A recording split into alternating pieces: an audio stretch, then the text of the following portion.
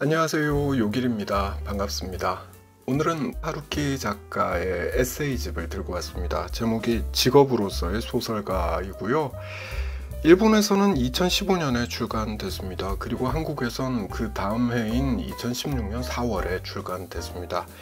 이때가 하루키 작가가 전업작가로 글을 쓰기 시작한 지 무려 35년여가 지난 시점이라고 하죠.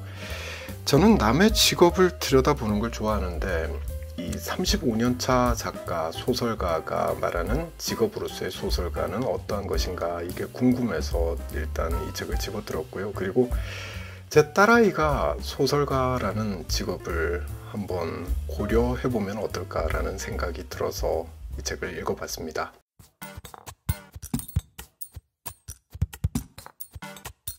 먼저 하루키가 소설가가 된 계기부터 좀 이야기를 해볼게요. 그때가 1978년이었습니다. 이때는 하루키 작가가 재즈바를 운영한 지 5년 차 되던 해였고요. 대학교는 졸업한 상태였습니다. 참고로 하루키는 와세다 대학을 나왔죠. 7년 만에 졸업을 했다고 합니다. 또 이때는 결혼도 한 상태였고요. 재즈바를 차린다고 낸 빚도 상당히 많이 갚았던 시점입니다. 그리고 무엇보다도 나이가 이제 29에서 30으로 넘어가던 시점이었죠. 하루키의 표현대로라면 청년시대가 끝나던 시점이었습니다. 이때 하루키는 야구를 보러 갔습니다. 자기가 좋아하던 팀의 외국인 선수가 아름답고 날카로운 2루타를 날리게 됩니다. 바로 그 순간에, 그러니까 공이 방망이에 맞아서 짱 하는 소리를 내면서 날아가는 그 상쾌한 소리가 나는 바로 그 순간에 아무 맥락도 없이, 그리고 아무 근거도 없이 하루키는 이렇게 생각했다고 합니다. 그래, 나도 소설을 쓸 수 있을지 모른다. 네, 진짜 뜬금없죠? 공이 방망이에 맞아서 내는 그 청량한 소리를 들으면서 했다는 생각이 나도 어쩌면 소설을 쓸 수 있겠는걸? 이게 맥락이 진짜 안 맞는데 어쨌거나 이런 생각을 했다는 거예요. 책에는 이렇게 쓰고 있습니다. 잠시 읽어볼게요. 그때 그 감각을 나는 아직도 확실하게 기억합니다. 하늘에서 뭔가가 하늘하늘 천천히 내려왔고 그것을 두 손으로 멋지게 받아낸 듯한 기분이었습니다. 네, 이 일이 있기 전에는 하루키는 소설이라는 걸 써본 적이 한 번도 없다고 합니다. 그 야구 경기가 끝나고 나서 집으로 가는 길에 하루키는 신주쿠에 있는 어느 문방구에 들어갔고요. 거기서 만년필과 원고지를 샀다고 합니다. 그게 시작이었던 거죠. 참고로 그렇게 해서 써내려갔던 소설이 바람의 노래를 들어라 였고요. 이 작품을 출품해서 문학상 신인상을 탑니다. 군조 문학상 신인상을 타면서 등단하게 됐던 거죠. 자, 다시 하던 이야기로 돌아가 보겠습니다. 하루키는 자기가 소설을 쓰게 된 계기를 일종의 계시 같은 것이었다라고 말을 하고 있습니다. 계시라는 건 보통 신의 계시 이런 식으로 쓰죠. 계시 같은 것이었다라고 말을 하는 거예요. 또 이렇게도 이야기합니다. 자기는 어떤 특별한 힘에 의해서 특별한 힘에 의해서 소설을 쓸 기회를 부여받았다라고 또 이야기를 하고 있고요. 심지어는 자격이라는 단어도 쓰고 있습니다. 자격. 이렇게 말을 합니다. 어디까지나 결과적인 얘기지만 나에게는 그런 자격이 누구에게서인지는 모르겠으나 주어진 것입니다. 소설을 쓸 자격을 누군가로부터 받았다라는 거예요. 자격을. 이런 말 같습니다. 물론 자기 안에 잠재되어 있는 능력이 있는 거죠. 그리고 그 능력이 발현된 계기가 있을 것인데 그건 느닷없는 우연이었다는 거죠. 그러니 굳이 말하자면 자기가 소설가가 된 것은 일종의 계시 같은 것 때문이었다.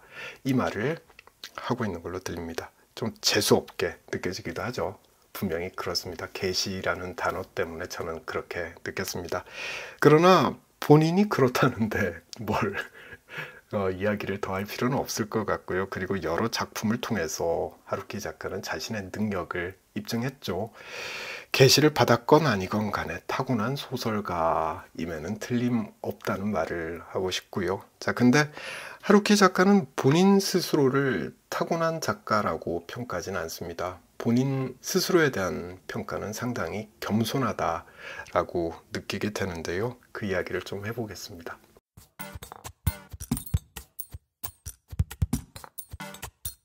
이 책을 읽다 보면 소설가의 자질에 대해서 하루키가 상당히 많은 부분을 할애해서 이야기하고 있다는 걸 알게 되는데요. 그 내용들을 제 나름대로 정리를 해보자면 키워드가 2개 정도가 떠오릅니다. 인내심 그리고 꾸준함. 색깔이 비슷한 단어들인데 이런 단어들이 떠오르더라고요. 이게 소설가의 자질이라고 하루키는 이야기하고 있는 것 같습니다. 하루키의 말대로라면 소설은 머리로 쓰는 게 아니라 엉덩이로 쓰는 것이다 라고도 이야기할 수 있을 것 같습니다.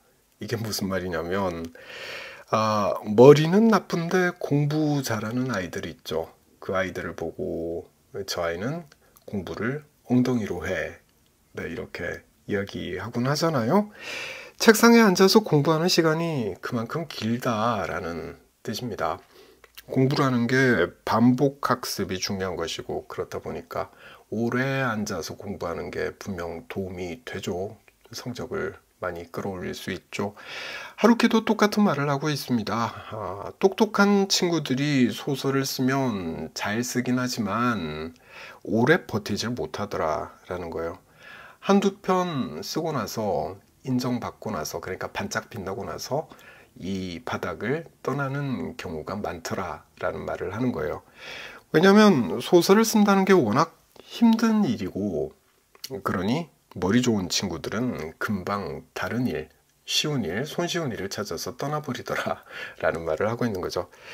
그러고 나서 남아있는 친구들은 머리가 뛰어난 건 아니지만 열심히 노력하는 친구들, 인내력을 발휘해서 끝까지 꾸준하게 엉덩이를 붙이고 앉아서 책상에 엉덩이를 붙이고 앉아서 글을 쓰는 친구들이고 이 중에 일부가 이른바 훌륭하다라는 평가를 받는 작가로 남게 된다라는 말을 하루키는 하고 있습니다. 그러니 소설은 머리가 아니라 엉덩이로 쓰는 것이다 라고 봐도 되는 거겠죠. 인내심과 꾸준함. 네, 이 2 단어가 소설가가 되기 위한 기본 조건이다 라고 말해도 될 겁니다. 그리고 실제로 하루키도 딱 그런 스타일의 작가라고 말할 수 있다는 거 이 책을 읽어보면 알 수가 있습니다.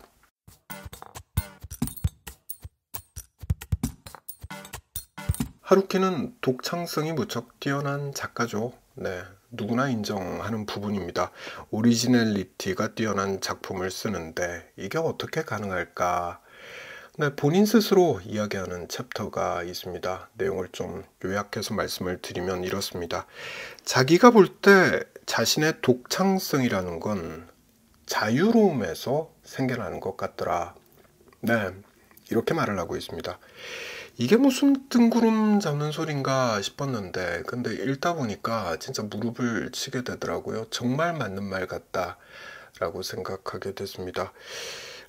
먼저 참고로 하루키는 30이 되기 전에는 소설이라는 걸 써본 적이 없다고 말씀드렸죠. 다만 많이 읽었습니다. 정말 많이 읽었더라고요. 러시아 소설을 특히 많이 읽었다고 하고요. 또 미국 소설을 페이퍼백으로 들어오는 원서들을 어릴 때부터 그러니까 중고등학교 시절에 정말 많이 읽었다고 이야기를 하고 있습니다. 반면에 일본 소설은 읽기는 했는데 제대로 읽은 적은 없다고 말을 해요. 개통을 세워서 제대로 읽은 적은 없다 이렇게 표현하고 있습니다. 이게 뜻하는 바는 간명하죠. 누군가로부터 그러니까 선생이나 선배로부터 그러니까 누군가로부터 배운 적은 없다는 거죠. 여기서 자유로움이라는 단어의 뜻을 유추해 볼 수 있을 것 같습니다. 하루키에게는 소설은 이렇게 써야 한다라는 틀이 없는 거죠. 왜냐하면 누구로부터도 배운 적이 없기 때문에 그렇습니다. 그러니 틀이 없는 거예요. 학교에서 또는 누군가의 문화생으로 들어가서 글쓰기를 배운 게 아니다 보니까 지연과 학연 이런 게 없습니다. 신경 쓸 게 없는 거죠. 그러니 자유롭습니다.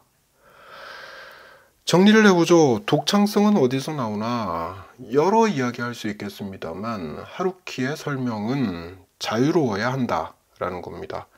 좀 풀어보자면 틀에 박힌 교육 시스템에서 벗어나서 자유롭게 읽고 쓸 수 있는 환경이 필요하다. 이렇게 말할 수 있겠죠.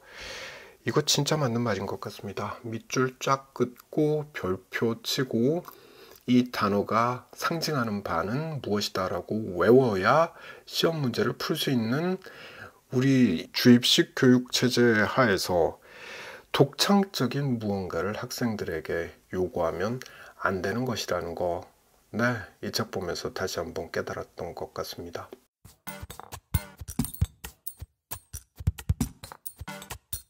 하루키를 한 문장으로 정리하면 이렇습니다. 하루키는 평온한 교회 주택가에 거주하고 일찍 자고 일찍 일어나는 건전한 생활을 하고 날마다 조깅을 거르지 않고 야채 샐러드 요리를 좋아하며 서재에 틀어박혀 매일 정해진 시간에 글을 쓰는 작가다.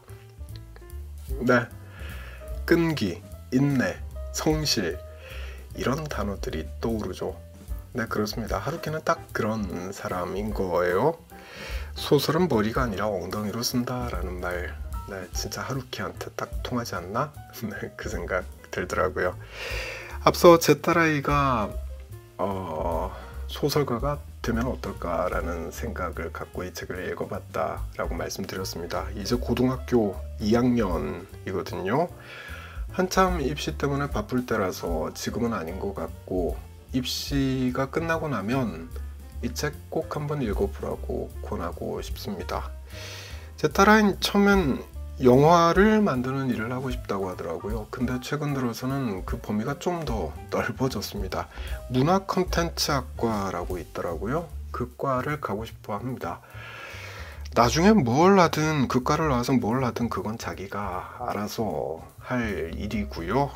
근데 그 다양한 직업들, 그 과를 나와서 택하게 될 다양한 직업들 중에 하나로 소설가라는 아주 괜찮은 직업도 있다는 거, 네, 그걸 알려주고 싶어서 이 책을 꼭 권해야 되겠다라는 생각을 해봤습니다. 또 아빠가 봤을 땐 본인 적성에도 소설가가 맞을 것 같은데 이건 모르는 거죠. 직접 해봐야지 알 수 있는 거니까 이 책 읽어보고 잘 생각을 해봤으면 좋겠다. 네, 그런 바람을 가져봅니다. 자, 오늘은 여기까지 하겠습니다. 저는 다음에 다른 책들과 다시 찾아올게요.